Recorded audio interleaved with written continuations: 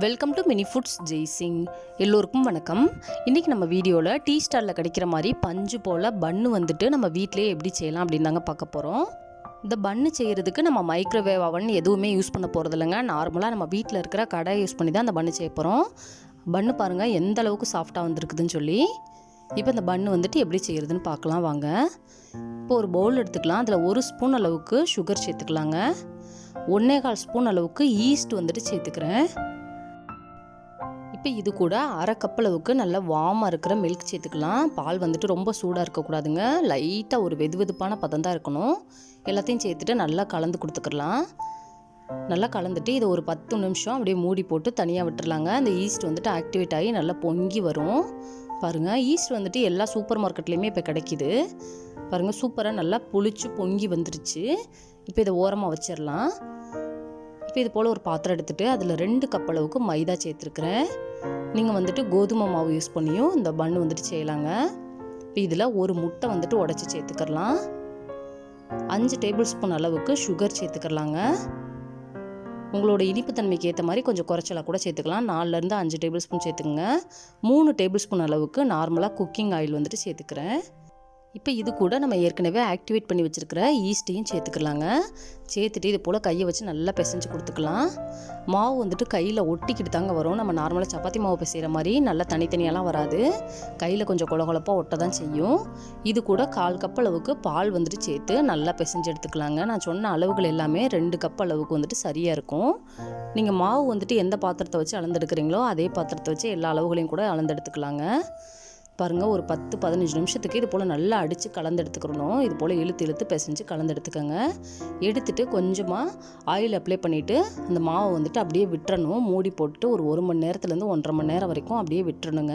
இந்த மாவு வந்துட்டு நல்லா 2 மடங்காக பொங்கி வரும். அதனால் 1 to 1.5 hour நம்ம அப்படியே விட்டுறலாங்க. பாருங்கள், இப்போ ஒரு 1 மணி நேரம் ஆகிடுச்சு. நல்லா மாவு வந்துட்டு பொங்கி வந்துருச்சு சாஃப்டாக. இந்த மாவு வந்துட்டு லைட்டாக கலந்து கொடுத்துக்கலாம். இது போல் கலக்க ஆரம்பித்தோன்னே நம்ம ஏற்கனவே வச்சுருந்த பதத்துக்கே வந்துருங்க மாவு.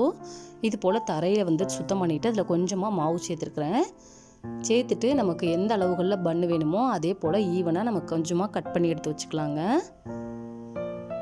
இது போல் மாவு வந்துட்டு கொஞ்சம் சாஃப்டான பதத்தில் தான் இருக்கும். உங்களுக்கு முட்டை பிடிக்காதுன்னா முட்டைக்கு பதிலாக 1 டேபிள் ஸ்பூன் வந்துட்டு ஆயிலும் 1 டேபிள் ஸ்பூன் அளவுக்கு மில்க்கும் எக்ஸ்ட்ரா சேர்த்து மாவை பிசைஞ்சு எடுத்துக்கோங்க. இது போல் மாவை பிசைஞ்சுக்கலாம். இது போல் கேக் மோல்டு நான் எடுத்துருக்கிறேன். அதில் கொஞ்சமாக ஆயில் அப்ளை பண்ணிவிட்டு அது கூட வந்துட்டு இந்த பன்னை வந்துட்டு ஓரமாக அடுக்கி வச்சிடலாங்க. அடுக்கி வச்சுட்டு இதை ஒரு மூடி போட்டு மூடி ஒரு 30 நிமிஷம் அப்படியே விட்டுறணும்.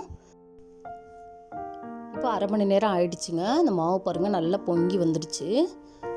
இப்போ இதில் லைட்டாக ஆயில் அப்ளை பண்ணிக்கலாம். நீங்கள் ஆயில் சேர்த்த எல்லா இடத்துலையுமே ஆயிலுக்கு பதிலாக பட்டர் கூட சேர்த்துக்கலாங்க. லைட்டாக அந்த வெள்ளை எள்ளு வந்துட்டு பரப்பெல்லாம் சேர்த்துக்கிறேன். இந்த மாவு பிசையும் போது 1/4 ஸ்பூன் அளவுக்கு உப்பு சேர்த்து பிசையணுங்க. நான் வீடியோவில் காட்ட மறந்துட்டேன். நீங்கள் வந்துட்டு உப்பு சேர்த்துக்கோங்க. இப்போ ஒரு கடாயை 10 நிமிஷம் முன்னாடியிலேருந்தே சூடு பண்ணி வச்சுருக்கிறேன். அதில் இது போல் சின்னதாக ஒரு ஸ்டாண்டு வச்சுட்டு இதை ஒரு மூடி போட்டு மூடி அதில் இருக்கிற அந்த ஓட்டையெல்லாம் அடைச்சிடலாங்க. அடுப்பை மீடியம் ஃப்ளேமோட கொஞ்சம் கம்மியாகவே வச்சுக்கலாங்க. நான் மூடி போட்டிருந்தது அந்த பன்னு நல்லா பொங்கி வந்துருச்சு. அதனால் அந்த பாத்திரத்தை கேப் இல்லாமல் கவுத்திருக்கிறேன்.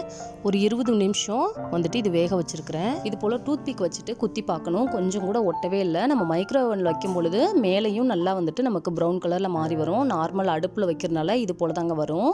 இப்போ இதில் லைட்டாக நெய் அல்லது பட்டர் வந்துட்டு அப்ளை பண்ணி எடுத்துக்கலாம். எடுத்துகிட்டு ஆற வச்சுட்டு இது போல் எடுத்து விட்டோம்னா அழகாக கொஞ்சம் கூட ஒட்டாமல் சூப்பரான சுவையான பஞ்சு போல் பால் பண்ணு வந்துட்டு நமக்கு ரெடி ஆகிடுச்சுங்க. எவ்வளோ சாஃப்டாக இருக்குதுன்னு பாருங்கள். இந்த வீடியோ உங்களுக்கு பிடிச்சினா லைக் பண்ணுங்கள், கமெண்ட் பண்ணுங்கள், உங்கள் ஃப்ரெண்ட்ஸ் அண்ட் ஃபேமிலிஸ்க்கும் ஷேர் பண்ணுங்கள். இதே போல் சிம்பிளான ரெசிபிஸ் வீடியோ தொடர்ந்து பார்க்குறதுக்கு மறக்காமல் mini foods Jaisingh channel subscribe பண்ணுங்கள்.